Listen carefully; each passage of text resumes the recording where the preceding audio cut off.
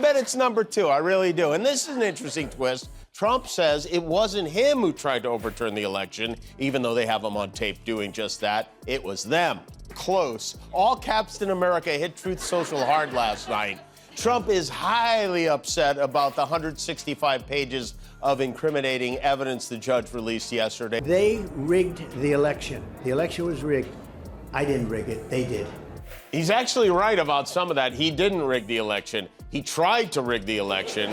He disobeyed their own rule in favor of complete and total election interference. I did nothing wrong. They did. Breaking news. Comedy is now a threat to our great nation, according to one very grumpy ex-president. Trump's latest enemy, Jimmy Kimmel, and his dangerous weapon of mass destruction, jokes. Looks like someone can't take a joke. But don't worry, we've got all the juicy details on how a few late-night laughs turned into a presidential meltdown. It's like watching a reality show, but the star doesn't know he's the punchline. Jimmy Kimmel isn't just telling jokes anymore. He's firing comedy missiles straight at Trump Tower. The late-night host has been zeroing in on political comedy lately, and boy, does he have Trump in his crosshairs. Kimmel's not pulling any punches either. He's aiming right for Trump's soft spots, his massive ego, and his family. You know how Trump loves to brag about his very good brain? Well, Kimmel's got a zinger for that. He joked that Trump's idea of foreign policy is asking for extra ketchup at McDonald's. Ouch, that's gotta sting for a guy who thinks he's a master negotiator. But Kimmel's not just poking fun at Trump's appearance or Twitter habits, he's serving up a whole roast dinner with Trump as the main course. And let me tell you, the audience is eating it up. Kimmel's ratings have been climbing faster than Trump's golf handicap. Now, you might be thinking it's just jokes, right? Well, not so fast, and research shows that political satire like Kimmel's can actually change how people see politicians. It can make them seem more relatable, or in Trump's case, more ridiculous. That's some powerful stuff wrapped up in a punchline. But here's where it gets really juicy. One of Kimmel's jokes hit Trump harder than a well-aimed golf ball. Kimmel quipped about Trump's obsession with ratings, saying he probably checks the Nielsen numbers for his colonoscopy. Close. All caps in America hit Truth Social hard last night. Trump is highly upset about the 165 pages of incriminating evidence the judge released yesterday. And the voters, they get it. They've read it, they get it. And it's already come out. Every single channel is calling it election interference. Ready?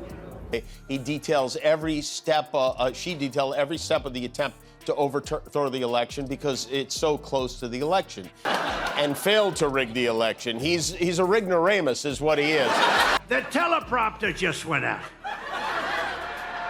I mean, can you imagine Trump sitting there, red-faced, watching Kimmel make fun of his, rear-end procedures? No wonder he lost it. You'd think after years in the spotlight, Trump would have developed a thicker skin, but nope. He's still as sensitive as a sunburned nose at Mar-a-Lago. And boy, did he react. We're talking full-on, phone-throwing, all caps, tweeting meltdown. But don't worry, folks. Kimmel wasn't about to back down. In fact, he was just getting warmed up. The comedy world smelled blood in the water, and they were circling for another attack. Trump might want to invest in some joke-proof armor, because this comedy war is far from over. Well, folks, Trump sure showed us he doesn't need joke-proof armor. Nope. He's got something way better. A Twitter account and zero impulse control. You think you've seen Trump mad before? Ha! That was just the warm-up act. Get ready for the main event, Donald's great Twitter tantrum of 2023. When Kimmel's jokes hit Trump's ears, the ex-pres didn't waste a second. He grabbed his phone faster than you can say cuffeef and started tapping away. At first, he tried to play it cool, calling Kimmel unfunny and talentless. But we all know Trump's got the patience of a toddler in a candy store, so things escalated real quick. Before you could blink, Trump's tweets went from mildly annoyed to full-on bonkers. It was like watching a fireworks show, but instead of pretty lights, we got all caps rants and more exclamation points than a teenage girl's diary.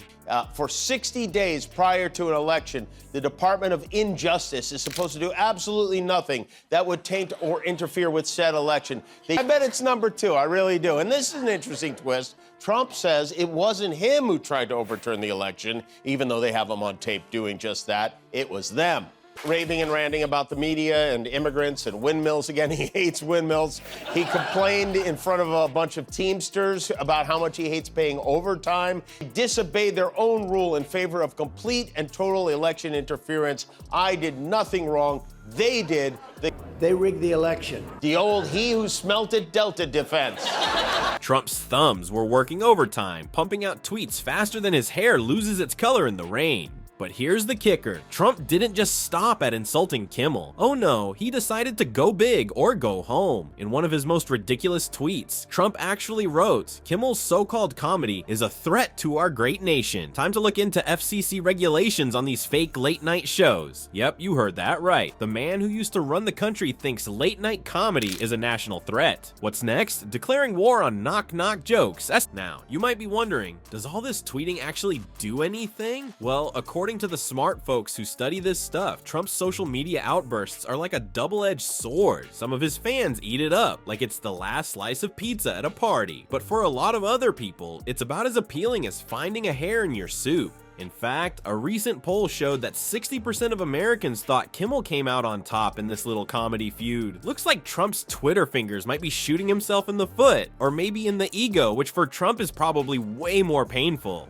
But here's where things get serious. Trump's threat about FCC regulations, that's not just hot air. It's raising some real questions about free speech and government overreach. Can you imagine a world where the government decides what jokes are allowed on TV? The case is a scam. Trump is what, 78 years old? You think he knows he can double tap the shift button on his phone? They rigged the election. The election was rigged. I didn't rig it. They did. He's actually right about some of that. He didn't rig the election. He tried to rig the election.